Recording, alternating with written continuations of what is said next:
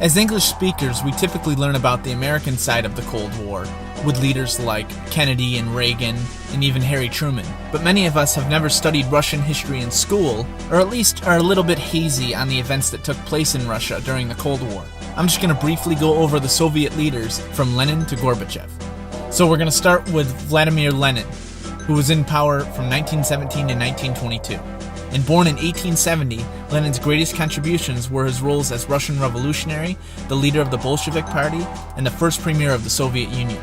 He was the founder of the ideology of Leninism, which was later expanded into Marxism-Leninism by Joseph Stalin.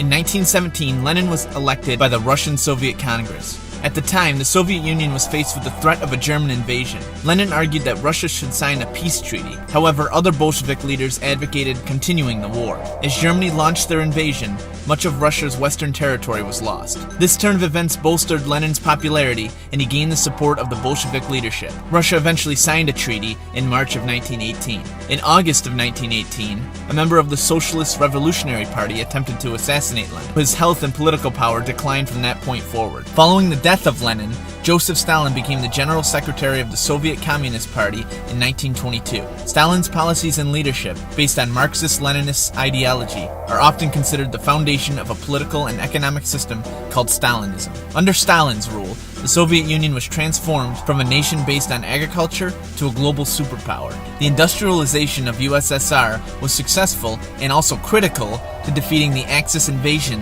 during World War II. While it's certain that Stalin's social and economic policies laid the foundations for Russia's emergence as a superpower, the harshness in which this transformation took place was later repudiated by his successors in the Communist Party leadership. Stalin is generally thought to be directly or indirectly responsible for the death of millions of Russians. On March 1st, 1953, after an all-night dinner, Stalin collapsed, suffering a stroke that paralyzed the right side of his body. He died 4 days later on March 5th, 1953, at the age of 73. Next, we have Georgy Malenkov, and upon Stalin's death, he succeeded to all of Stalin's titles, but was forced to resign most of them within a month.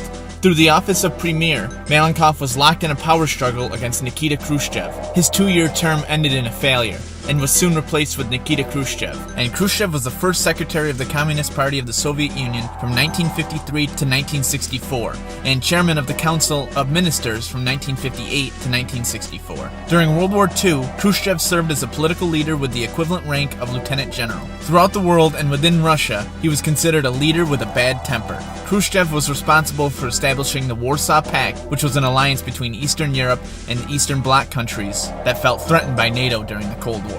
Khrushchev was also responsible for putting forth the doctrine of peaceful coexistence into foreign policy. He led the way for the Soviet space program that launched the Sputnik 1 and Yuri Gagarin into space. He played an important role in the deployment of missiles in Cuba, which led to the Cuban Missile Crisis. He is also responsible for the construction of the Berlin Wall in 1961.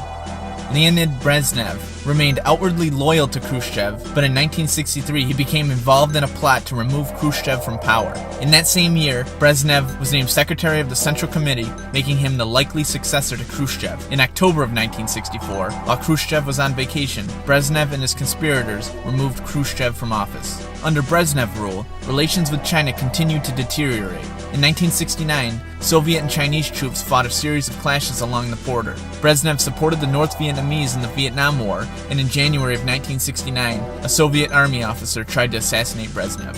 The highlight of Brezhnev's reign was the easing of tensions and the signing of the Helsinki Act in 1975, and this recognized the post-war frontiers in Eastern and Central Europe and effectively legitimized Soviet domination over the region. During the 1970s, the Soviet Union reached the peak of its strategic and world power due to the fact that a treaty established parity in nuclear weapons between Russia and the United States. The Soviet Union extended its political influence in the Middle East and Africa, and it also successfully intervened in the 1975 Civil War in Angola. The last years of Brezhnev's rule were marked by a growing personality cult, and his unfortunate legacy to his successors was his decision to intervene in Afghanistan in 1979, and this maneuver resulted in the subsequent grain embargo of the United States. Brezhnev died of a heart attack in November of 1982. Yuri Andropov was a Soviet politician and General Secretary of the Communist Party of the Soviet Union from November of 1982 until his untimely death just 16 months later. During his rule, Andropov made attempts to improve the economy and reduce political corruption. He initiated campaigns against alcohol and struggled to increase work discipline amongst the people of Russia. Unfortunately, these campaigns were carried out using an approach that was reminiscent of Joseph Stalin's strong-handed reign. Andropov made little progress in foreign policy as the war continued in Afghanistan. His rule was also marked by the weakening of relations with the United States. One of his most notable acts was responding to a letter from an American child and inviting her to the Soviet Union. After several months of failing health, Andropov died of kidney failure in February of 1984. Konstantin Chernenko was the General Secretary of the Communist Party of the Soviet Union and led the country from February of 1984 until his death 13 months later. Chernenko's rule represented a return to the hardline policies of Brezhnev. He supported a larger role for the unions, pushed for reform in education, and wanted to trim bureaucracy. Unfortunately, he also escalated the Cold War with the United States. Chernenko's poor health made him an ineffective governor of Russia. He was frequently absent from office. Surprisingly, Chernenko's short time in office brought about some significant policy changes. He gave much greater emphasis to public opinion and used the resources of his country to invest in consumer goods, services, and agriculture.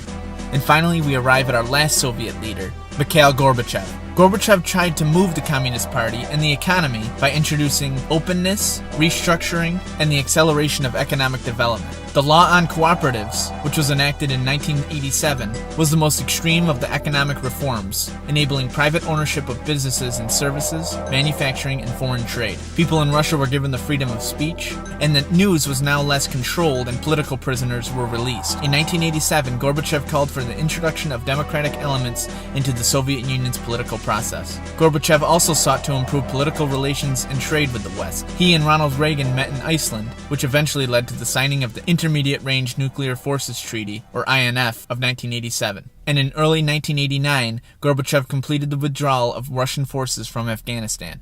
The loosening of Soviet control over Eastern Europe effectively ended the Cold War, and Gorbachev was awarded the Nobel Peace Prize in 1990. The democratization of the USSR stripped away the power of the Communist Party and Gorbachev, who was forced to resign on December 25, 1991, as the USSR disintegrated. Even if someone doesn't agree with the political ideology of a government, it's still possible to learn from their leaders and the history of their countries.